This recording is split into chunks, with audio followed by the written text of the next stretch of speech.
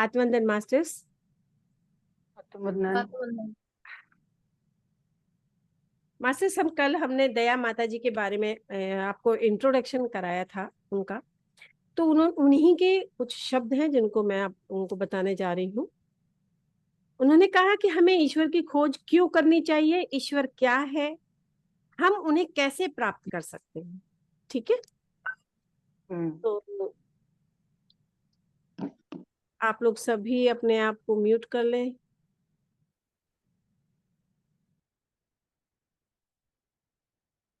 तो पहले प्रश्न का उत्तर जो था उन्होंने बड़ी सरलता से दिया जा सकता है। हमें ईश्वर की खोज इसलिए करनी चाहिए क्योंकि हम उनके स्वरूप में बनाए गए हैं। ठीक है, केवल उनकी पूर्णता एवं नित्यता ही हमें चिरस्थायी प्रसन्नता प्रदान करती है, कर सकती है। मनुष्य को मन और देह के साथ 5 ज्ञान इंद्रिय दी गई हैं, पता है हम सबको, जिनके द्वारा वह सीमित जगत का बोध प्राप्त करता है, स्वयं को इसके साथ एक समझने लगता है। परंतु मनुष्य ना तो देह है और ना ही मन, और उसकी प्रकृति दिव्य चेतना अविनाशी आत्मा जितनी बार अपने ऐन्द्रिक अनुभवों और चिरस्थायी प्रसन्नता पाने के लिए प्रयत्न करता है, उतनी ही बार उसकी आशाएं, उसका उत्साह, उसकी इच्छाएं गहन कुंठा निराशा की चट्टानों से टकराकर नष्ट हो जाती है। जगत में प्रत्येक वस्तु वास्तव में क्षणभंगुर एवं सतत परिवर्तनशील है, जो वस्तु परिवर्तनशीलता के अधीन है, अंदर निराशा के बीज बोए रहती है। इसलिए सांसारिक आकांक्षाओं का हमारा यह जहाज कभी न कभी मोह भंग की चट्टानों के बीच फंस ही जाता है। इसलिए हमें ईश्वर की खोज करनी चाहिए, क्योंकि वह समस्त ज्ञान, समस्त प्रेम, संपूर्ण आनंद और पूर्ण संतुष्टि का मूल स्रोत है। ईश्वर हमारे अस्तित्व का, समस्त जीवन का स्रोत है, और हम ईश्वर के प्रतिरूप बनाए गए हैं। जब हम उन्हें प्राप्त कर लेंगे तो सत्य की अनुभूति हो जाएगी। यदि ईश्वर मनुष्य का लक्ष्य है तो वे क्या है? धर्मशास्त्र प्रत्येक महान आत्मा जिसने कभी ईश्वर के अपने अनुभव के विषय में बताया हो, ब्रह्मा की प्रकृति के कुछ विशेष गुण बताए हैं, फिर हम कह नहीं सकते कि ईश्वर क्या है। कोई भी व्यक्ति कभी भी ईश्वर का पूर्ण रूप में वर्णन करने में समर्थ नहीं हुआ। चलिए, एक कहानी के जरिए उन्होंने बताने की कोशिश की है। नमक की बनी एक मूर्ति सागर की गहराई मापने उसके तट तक चली गई। देखिए, नमक की मूर्ति जैसे ही पानी में उतरी वह घुलती गई। वह मूर्ति गहराई को नहीं माप सकी, क्योंकि वह सागर के साथ एक हो गई। मनुष्य के साथ भी ऐसा ही है। उसके अस्तित्व में वे सब गुण हैं जो परमात्मा में है। जैसे ही उसकी आत्मा अनंत ईश्वर के साथ कहते हैं ना कि एक होते हैं, स्थापित करती है, और परमात्मा के साथ एक हो जाती, जैसे ही वो दोनों आपस में मिलने की कोशिश करते हैं, कनेक्शन शुरू करते हैं एक दूसरे के साथ, तो फिर वो दोनों एक हो जाते हैं। परंतु अनेक संतों ने व्यक्ति के परमात्मा तथा संपर्क के समय होने वाले अनुभवों का वर्णन किया है। सभी धर्मशास्त्र वर्णन करते हैं ईश्वर शांति है, प्रेम है, ज्ञान है, आनंद है। इस बात से सभी सहमत हैं कि ईश्वर ब्रह्मांडीय प्रज्ञा है, सर्वज्ञ है, सर्वव्यापक है, वे परम तत्व है। महान ब्रह्मांडीय नाद ओम, ईसाइयों के आमीन और ब्रह्मांडीय प्रकाश है, वे सब परमात्मा की विशेषताएं अथवा गुण है। और जब कोई भक्त ईश्वर को गहनता से खोजता है, देखिए, भक्ति, ध्यान, ये जो है बहुत छोटे छोटे हम लोगों को बांटा गया है कि ज्ञान के मार्ग में हमें किस तरह आगे बढ़ना है। कोई भक्ति से बढ़ता है, कोई पूजा पाठ करके आगे बढ़ता है, कोई मंत्र जाप करके आगे बढ़ता है। मनुष्य के अंदर ईश्वर की विद्यमानता का प्रथम प्रमाण है शांति। ऐसी शांति जो किसी भी बाहरी वस्तु द्वारा प्रभावित नहीं हो सकती। व्यक्ति जब अपने सपनों को, अपने आदर्शों को, अपनी आकांक्षाओं को और आशाओं को सांसारिक लक्ष्य पाने में लगता है तो उनके पूरा हो जाने से उसे शांति का अनुभव होता है। केवल अस्थाई है, यह संसार द्वैत का संसार है। जीवन सुख और दुख, स्वास्थ्य और रोग, ताप और शीत, प्रेम और घृणा, जन्म और मृत्यु से बना है। मनुष्य का लक्ष्य अपनी चेतना को इस द्वैत के नाम नियम से, इस माया के आवरण से परे ले जाना है और उस ईश्वर को प्राप्त करना जो समस्त सृष्टि में और सृष्टि के परे भी विधान है। हम ईश्वर को कैसे प्राप्त कैसे कर सकते हैं? अब देखिए दूसरा प्रश्न आ गया है। वह इंद्रियों के द्वारा नहीं जाने जा सकते, ना ही बुद्धि के पैमाने में नापे जा सकते हैं। इंद्रिय जनित अनुभवों में उनके आनंद, प्रेम, ज्ञान और सुख को खोजने का प्रयास करते हैं। उतनी ही बार हम निराश होते हैं। मनुष्य गहन ध्यान द्वारा अपने शरीर को निश्चल करना, पांचों इंद्रियों को बंद करना सीखता है तो छठी इंद्रिय अंतर्ज्ञान अपने आप को अभिव्यक्त करना प्रारंभ करती है। केवल इसी छठी इंद्रिय द्वारा जाने जा सकते हैं। ईश्वर चाहते हैं कि हम उन्हें जाने, इसलिए प्रत्येक व्यक्ति को अंतर्बोध से संपन्न चाहते हैं। प्रत्येक व्यक्ति जो है अंतर्बोध से संपन्न होना चाहता है। अभी हमें समझ में आया पांचों इंद्रियों को हमने किस तरह एकत्रित करके फिर ध्यान ही सबसे बड़ा उन्नति का मार्ग है। पहला लक्ष्य है शरीर और मन दोनों को स्थिर करना और अंतर्ज्ञान की आवाज को सुना जा सके। जो हम ध्यान करते हैं वो अंतर मन की आवाज को सुनने के बाद ही हम आगे हीलिंग प्रोसेस में जाते हैं। हमारे गुरुदेव परमहंस योगानंद जी ने हमें एकाग्रता और ध्यान की उन प्रविधियों को सिखाया है जिनके द्वारा शरीर व मन स्थिर किए जा सकते हैं, जिससे हम अनंत ईश्वर के साथ सीधे संपर्क करने में समर्थ हो जाते हैं। कितने ही लोगों ने मेरी विश्वव्यापी यात्राओं के दौरान मुझसे कहा, आप तो भाग्यशाली हैं, आप ये सब कर सकती हैं, लेकिन मेरा भाग्य ही खराब है, ईश्वर मुझे उत्तर ही नहीं देते। यदि ईश्वर उत्तर नहीं देते तो इसका कारण यह है कि भक्त ईश्वर के प्रति पर्याप्त ललक का अनुभव नहीं करता, उसने गहन ध्यान करना नहीं सीखा। यहाँ पर कमी हमारी है, क्योंकि अभी हमें और चेष्टा करनी पड़ेगी और प्रयत्न करने पड़ेंगे इस ध्यान को और अच्छे लेवल तक ले जाने के लिए। जब आप ध्यान के लिए बैठें तो आपको अपने मन को समस्त शारीरिक और मानसिक भार एवं अशांति से मुक्त रखने का प्रयास करना चाहिए। चाबी तो नहीं है? चाबी देने आई। अच्छा, मैं चाबी ढूंढ रही हूँ।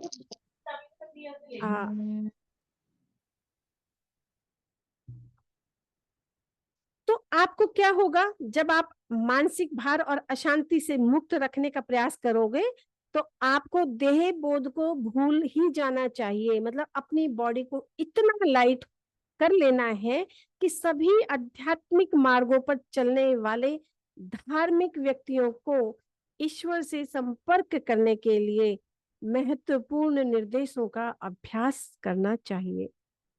अब यहाँ फिर उन्होंने सवाल किया, इसे कैसे किया जा सकता है? एकाग्रता की योग प्रविधियों के अभ्यास द्वारा। हमें गुरुजी द्वारा प्रशिक्षण मिला था कि हम कक्ष में एक कोना केवल ध्यान और ईश चिंतन के लिए निर्धारित रखें। हमें सिखाया गया था कि जैसे हम उस मंदिर में शांति से बैठे और अपने मन से बाकी सभी विचार निकाल फेंके। मास्टर्स, जब भी हम ध्यान में बैठते हैं हम बार बार एक ही काम करते हैं कि पहले थॉटलेस हो जाएं, थॉटलेस हो जाएं। मृत्यु के समय तो हमें ऐसा करना ही पड़ेगा, है कि नहीं? तब भी तो हम थॉटलेस होते हैं। जब मृत्यु आती है तो उसी क्षण हमें अपने सारे काम धंधे बिजी जितने भी आप व्यस्त हो सब इस संसार में बहुत महत्वपूर्ण समझते हैं। शरीर की देखभाल हमारा अधिकांश समय लगा देता है और सब कुछ छोड़ना पड़ता है जब हम मृत्यु आती है तो उसके करीब जाते हैं तो, क्योंकि यहाँ कोई कार्य ईश्वर की प्राप्त शक्ति के बिना पूर्ण नहीं किया जा सकता।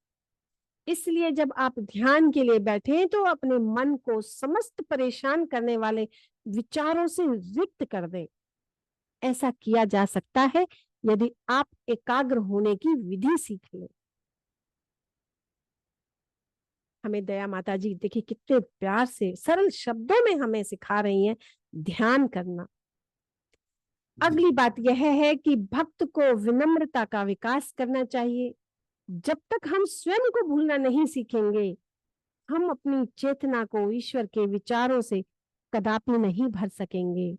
मैं की चेतना समाप्त करनी होगी और विनम्रता को सीखना और उसका अभ्यास करना चाहिए, जिसका वर्णन भगवत गीता में है।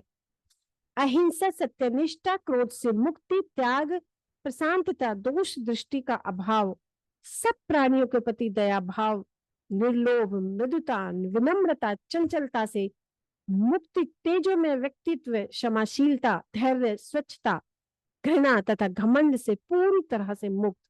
हे अर्जुन, ये दिव्य गुण आध्यात्मिक रुझान वाले व्यक्ति की वास्तविक संपत्ति है। हृदय, मन एवं आत्मा से स्वयं का समर्पण ही विनम्रता है। यह ईश्वर के चरणों में व्यक्ति का पूर्ण समर्पण है। इसका अभ्यास कैसे करें? उस भक्त की भांति कैसे बने जो कर्मयोग के पथ का अनुसरण करता है, अपने समस्त कर्मों के फल को ईश्वर के चरणों में अर्पित करें। सदा इस विचार में रहे कि प्रभु आप ही करता है, मैं कुछ नहीं। आप वह प्रकाश हैं जो बल्ब में चमकता है, मैं तो केवल बल्ब हूं। तो मास्टर्स देखिए कितने अच्छे से हमें ध्यान के में कदम पे कदम आगे बढ़ना है। अब धैर्य का भी अभ्यास करना है। जब हम ध्यान के लिए बैठे तो हमें पूर्ण रूप से समय की चेतना से ऊपर उठना चाहिए। चाहे केवल 5 मिनट के लिए ही ध्यान करें, 100% ईश्वर पर ही एकाग्रचित होने चाहिए। मन में किसी बाहर वस्तु का विचार नहीं आना चाहिए, अपितु अंतर में गहन से गहन तर जाना चाहिए, जब तक कि हमारी चेतना में शांति, आनंद, दिव्य प्रेम धीरे धीरे उमड़ने ना लगे। आरंभ में हमें लक्ष्यों की थोड़ी सी प्राप्ति पर भी संतोष कर लेना चाहिए। जब आप ध्यान करें तो आरंभ में बड़े बड़े अनुभवों की आशा ना करें। देखिए हमें छोटी छोटी बातों से कितना बड़ा ज्ञान मिल रहा है। अंतर में ईश्वर की छोटी सी झलक से भी संतुष्ट रहें, जैसे कि आपकी चेतना की गहराई में प्रशांति का एक भाव, सिर्फ भाव। कुछ लोगों को गहन ध्यान न कर पाने का एक यह कारण है कि एक सुखद अनुभव पाने के लिए वो हर समय ललायत रहते हैं। ईश्वर से तुरंत उत्तर नहीं मिल पाता तो वो तो उत्साह हो जाते हैं, यानी कि उनको टेंशन आ जाती है। इस प्रकार ईश्वर हमारी परीक्षा लेते हैं। भक्तों के समक्ष तब तक प्रकट नहीं होते जब तक पूर्ण रूप से विश्वस्त नहीं हो जाते कि उनके जो प्रति भक्तों का प्रेम है, उनके भक्तों की जो लालसा है वो निशर्त है या शर्त है। जब वो जान जाते हैं कि हम टोटली सरेंडर हैं उनके लिए, तब उनको पाना आसान हो जाता है। छोटे मोटे उपहारों से रिझाए नहीं जा सकते। जब हम ध्यान करते हैं हमें कुछ कुछ अनुभव होते हैं, तो यहाँ कह रहे हैं कि इन छोटे छोटे उपहारों से आप ललायत मत हुआ करो।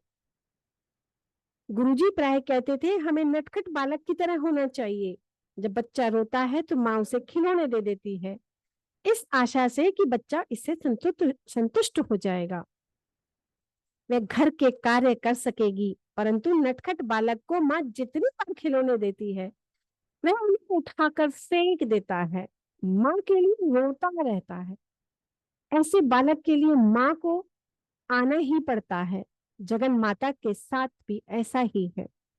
जब तक देखती है कि हम किसी उपहार से संतुष्ट हैं, तो वे हमारे लिए खिलौने भेजती रहेंगी और खुद को दूर रखेंगी।